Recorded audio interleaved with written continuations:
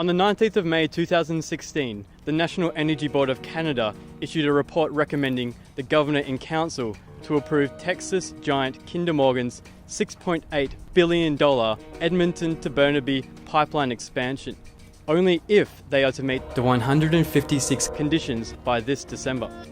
Meanwhile, state-owned Chinese and American refineries are on the brink of tapping into a steady supply of cheap crude, and they're literally frothing over it. Pressure is mounting from an overwhelming amount of public rejection, First Nation bands and municipal leaders. Regardless, Trans Mountain remains confident that it will satisfy their tar sands clientele by nearly tripling their daily flow to 890,000 barrels.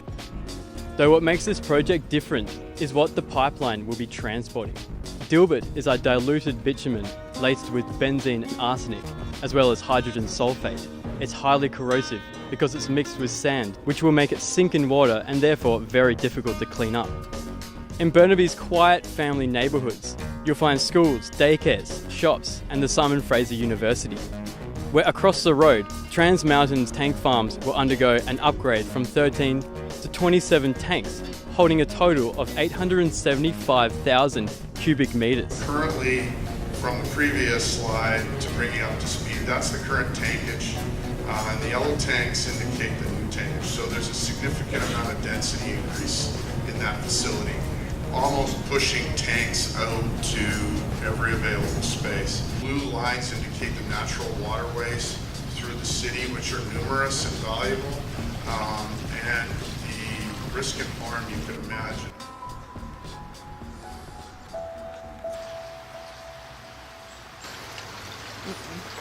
From what I've seen over the years, this does not look good at all.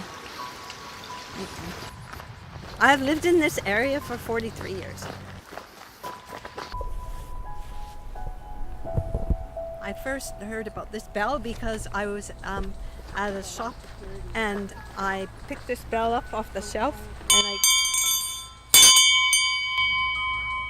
and you hear that resonance, and people came from everywhere. They're going, "What's that sound?"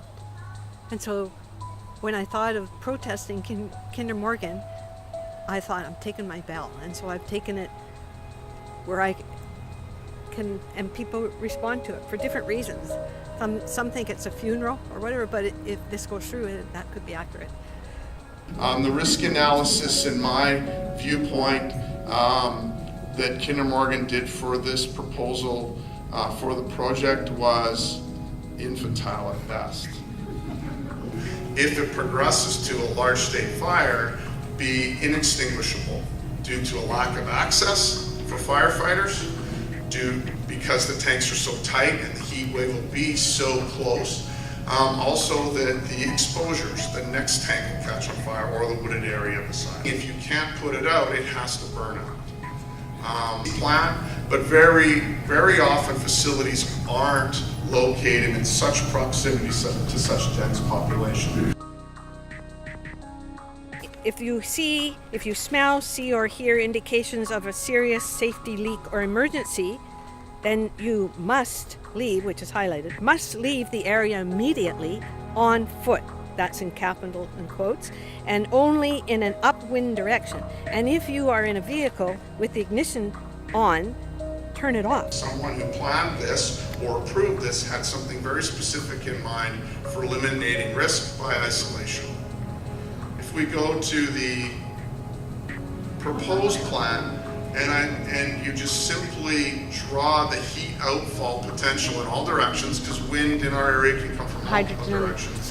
Sulfide and the oil vapors, everything are injurious to it. They call it a hazardous area, but not on this side of the fence, but only if you trespassed, right? It doesn't travel in the air. And do not use your cell phone or your smartphone until you are a safe distance away, but they don't tell you what the safe distance is. And then you're to call 911, but only from a landline, as products transported in the pipeline can be highly flammable. I was so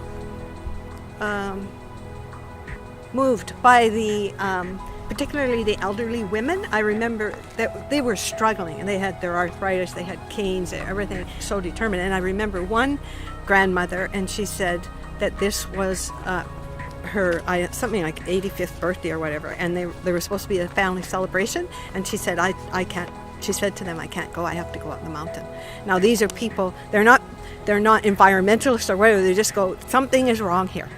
The Indigenous people, particularly the women, would come over and they'd be on the hill and they'd say, come to the fire, come to the fire. And we'd go to the fire, and then they would do some drumming and do the prayers, and we were there by the fire, and then it would be that centering again, which I try to accomplish with my bell. I'm really happy in my heart that I'm able to come here and be with you. I am from Tsleil-Waututh.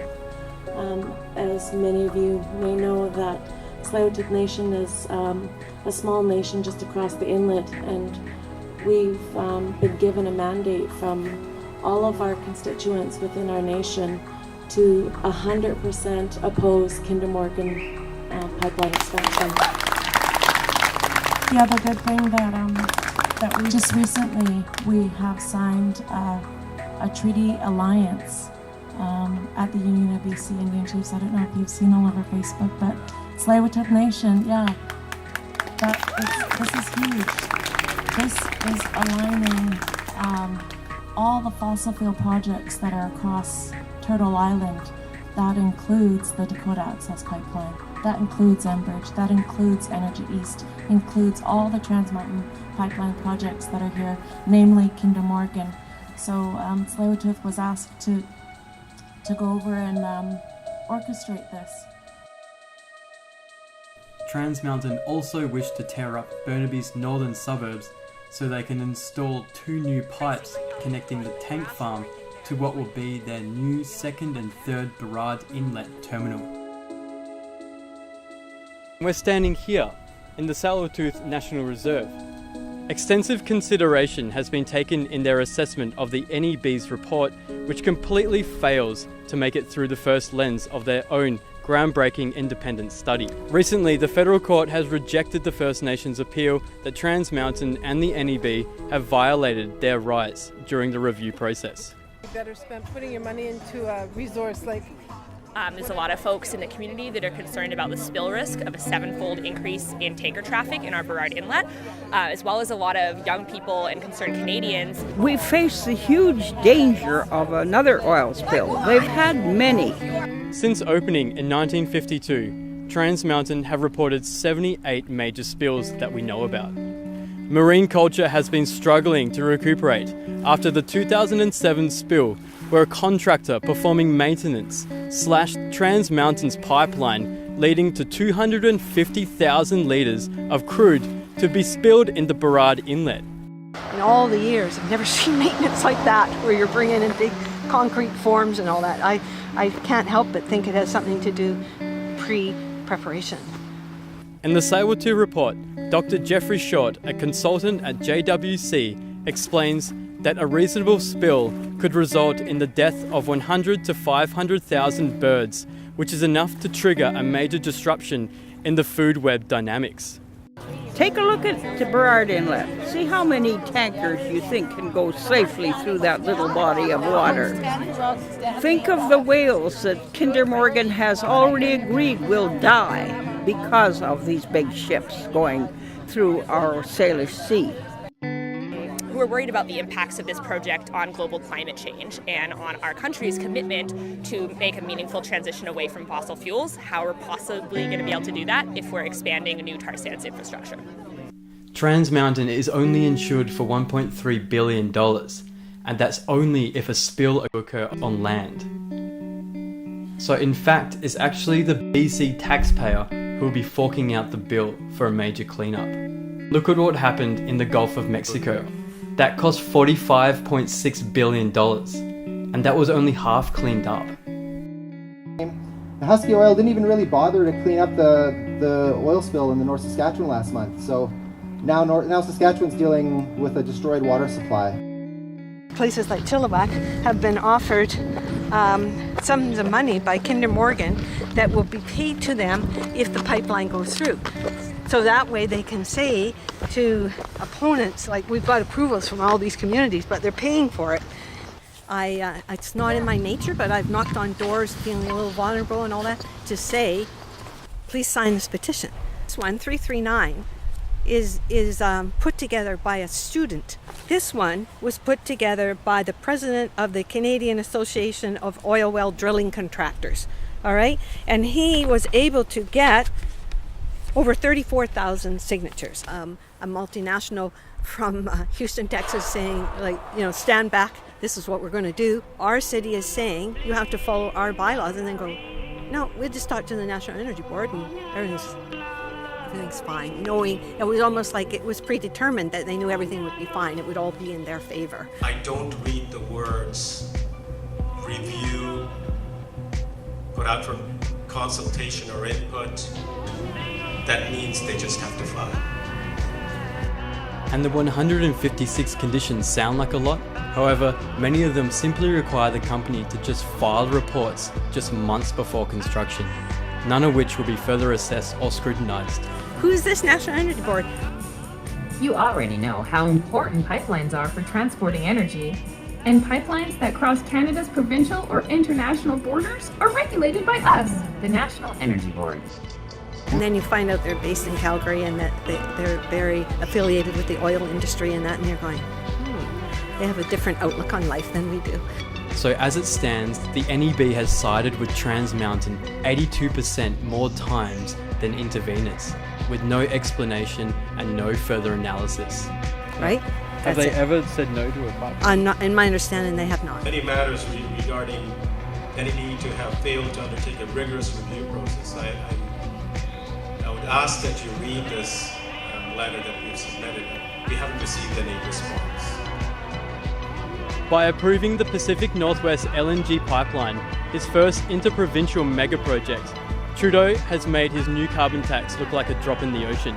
Interest, in a way that understands that even though governments grant permits, ultimately only communities grant. Because the corporations are all powerful and they tell the government what they should do. Robin Allen, an economist who has done a lot of work on the economics of this pipeline.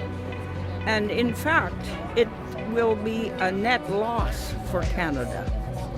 We will lose jobs, not gain jobs. Is that when faced between the tension and a choice between doing what we have to do to honor those Paris commitments and saying no to these large new fossil fuel projects, unfortunately they're turning their back on Paris.